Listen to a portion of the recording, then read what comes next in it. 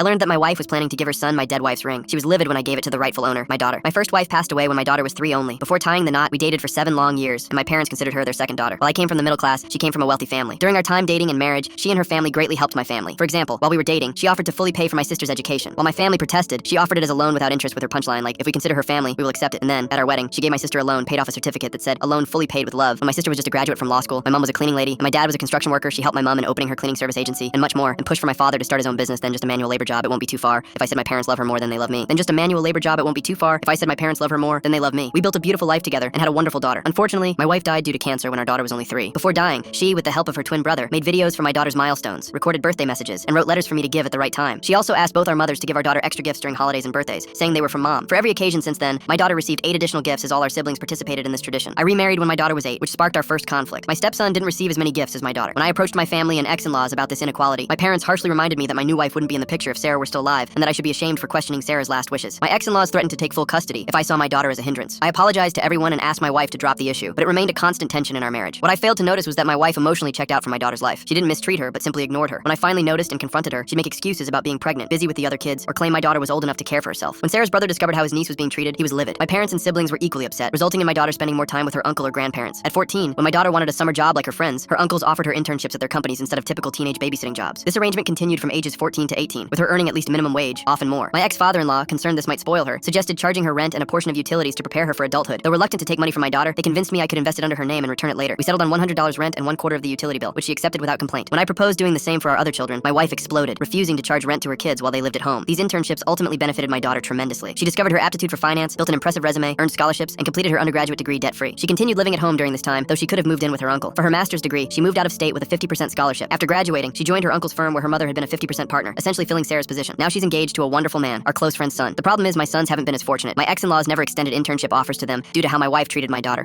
My sons aren't as academically gifted, and according to Sarah's will, 80% of her estate goes to my daughter. My parents have made it clear their inheritance will be divided equally among their biological grandchildren, while my ex-in-laws intend to pass Sarah's inheritance directly to her daughter. Recently, my daughter invited me to lunch and asked for Sarah's pendant set and wedding ring for her wedding, items that were willed to me. I agreed without discussing it with my wife first. When I told my wife, she erupted, saying her son was planning to propose with that ring, and she intended to gift the pendant to her niece who's also getting married soon. I told her it was inappropriate as these items belonged to Sarah, and my daughter had an emotional connection to them. This escalated into a shouting match, with my sons emerging to accuse me of always favoring my daughter. They insisted she should share her success rather than take something from them, threatening to boycott her wedding unless she apologized for asking. That's when I lost my cool and told them I wouldn't punish my daughter for receiving better opportunities, adding that if their mother hadn't been so cold to her, they might have received similar opportunities themselves. If their mother hadn't been so cold to her, they might have received similar opportunities themselves. But that was in the past now, and I had to focus on the present, on my own journey of growth and healing.